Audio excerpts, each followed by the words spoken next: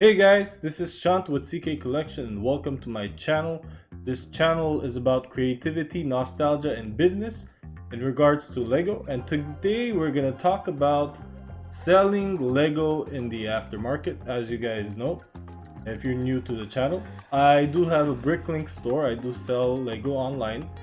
I typically part out sets, but recently I started investing in sets as well, not keeping them sealed. And I do have used minifigures specifically and some used parts.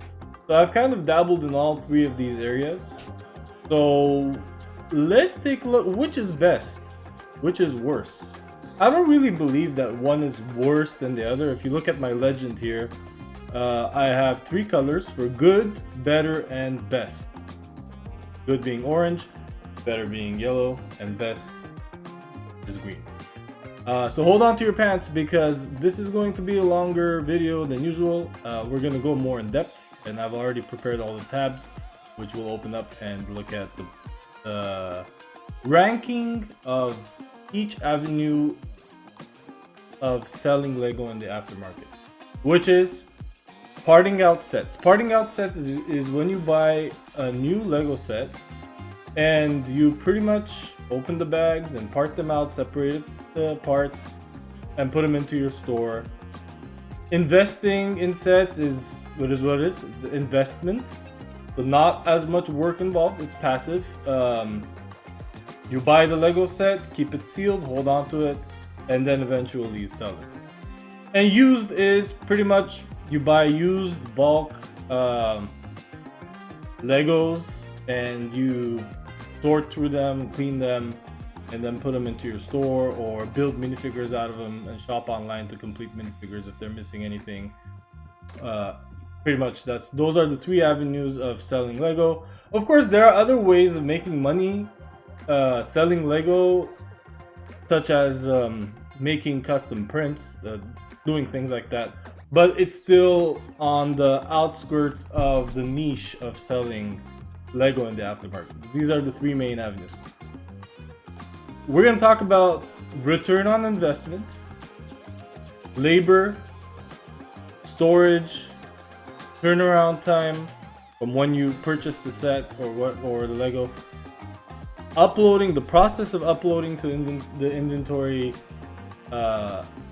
into software, the minifigure and part variety, and scalability. All right, let's start with return on investment, and we'll expand this right here.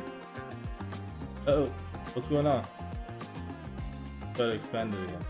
There it is. All right, okay. Let's start with the quote-unquote worst to the best. When it comes to return on investment, investing in sets is just all right in the sense that you'll get 100 to 200% return on investment. I'm saying typically, right? There may be cases you've done your homework or you get lucky. Sometimes you just get lucky and you might have much higher return on investment. But typically, 1.5 to 2 years will give you 100 to 200% return on investment if you've done enough research and you buy the right sets. Okay, parting out sets comes in second. The return on investment is really in the buyer's hands. If you do research and you go on Bricklink and you part out a set, you could see what the value would be. And if you get it on sale, typically you can get 200 to 300% return on investment. So 200% is 3 times the value. If you don't want to do the math, you just think of 3 times the value or more. Typically, that's what the Bricklinkers and sellers will. And as far as the used avenue, buying used parts and minifigures is the best because you can go from, the sky's the limit. I mean, if you bargain and get a good deal with someone, typically people want to get rid of Lego. Sometimes if they know they have good minifigures, maybe the return on investment might not be as good, but it could go from 400-500% to 2,000%. And if you look at Pop's Block Shop and the Brick Lab, two YouTube channels, they've kind of specialized in used Lego, and according to them, the ROI is great. But we'll talk about the pros and cons as we progress. Now let's talk about labor. Which is the most labor intensive, and which is the least? Let's start with the worst and we'll work on up to the best. Used is by far, in my opinion, the most amount of work, because first of all, there's washing involved. Oftentimes you will get dirty Lego. Sometimes there's bleaching involved. Some people do that for the white parts. Then there's getting rid of stuff that are not Lego. Sorting involved. And then if you find minifigures, you gotta match the head with the torso and the legs and see what missing parts you have. You can't just, with one click upload stuff. You gotta kind of make sure, as far as minifigures. And then for the rest of the parts, it's a lot of work to individually upload them through Bricklink and whatever software you're using. Second place here would be parting out sets. It is much less work. There's still sorting involved, but as far as uploading and the minifigures, you know what you're getting. Everything is already cataloged on Bricklink or Brickowl, and with one click of a button, and Brickstock as well, one click of a button, and you got everything. All the parts are accounted for. You just have to sort them and put them away in containers and organize them your own way. There's organization involved. There's still some work involved, but no cleaning, no nothing. As far as the work that the used parts require, don't apply to parting out new sets. And then the best one, obviously, is the investment sets, because you just buy them and put them aside for an X period of time, and that's all you need to do. There's really not much work. Maybe shipping, packing and shipping, but if you use the Fulfilled by Amazon service, Amazon can take care of that. If you are a bigger investor, that's the avenue to go with. Storage. All right. By the way, guys, this is my opinion. Totally my opinion. Take it for what it is. This is what I think. If you have an input, make sure to mention it in the comments below, or any questions, and I'd love to chat with you. Okay, so third to best. The investment sets take a lot of space or cost money compared to the other avenues of selling Lego, because you'd have to go with the FBA option, which we just mentioned. It's Fulfilled by Amazon, which it's a hefty fee, and plus you have to ship the boxes, the pallets that you receive if you're investing on many sets, which investors do, like BrickBucks. You'd have to buy hundreds or thousands of sets, whatever your budget is, and then you need a lot of space for it, because you're actually holding on to it for a couple of years. Second place here would be, I think, my opinion, the used avenue, because you need a holding area. A holding area would be where you have bags of Lego and that are not processed yet. Then you need a washing and drying area. You need to wash them and then let them sit so they can dry out. A bleaching sorting area. Okay, bleaching could simply be a little bin on a table somewhere. Might not take that much. Sorting area, yeah, you need a large surface area to dump the Lego on and to actually see what you have and sort. In my opinion, parting out sets takes the least amount of space. You don't need as much table surface area. But I mean, I guess it's kind of similar to the used one. I just think they're kind of neck and neck. Whereas with the other parts, you just literally putting the parts into containers and discarding the boxes. The turnaround time. Third place for this is going to be the investment sets. Like I mentioned before, they take a year and a half to about 2 years, according to experienced investors, for you to get 100 to 200% ROI. Typically. Second place, so you need to wait a significant amount of time until you get even a dime back. Your money is just sitting there for a period of time. You're not really getting much turnaround if you want to wait, which you have to wait if you're investing. And that's when the set is about to retire. If you've purchased the set 2 years too early, and then add another year and a half, that's 3.5 to 4 years we're talking. Second place here would be, as far as the turnaround time, is the used avenue, because as I've written here, it can be as soon as uploaded up to a few years.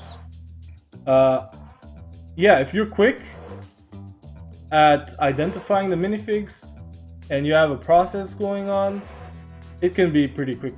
But if you compare it to what's in first place, which is parting out sets is always going to be quicker because it's just one click of a button and you upload.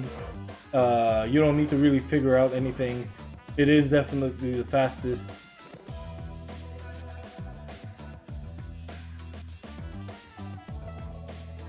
Okay, uploading to inventory. Third place is, well, we touched on this already. Just repetition here at this point is the used parts, because you have to look it up. Parting out comes in second because you still have a software which already has all the parts in there. And then in first place is the investment sets, because you just simply look up the set number. And if you're selling on Amazon, you'd have to, fill out the whole fulfilled by Amazon process. But you pretty much, I think, do it once. And then, from what I understand, you, as Amazon sells for you, you get that passive income doing nothing. Well, which feels like doing nothing because you've already done most of the work.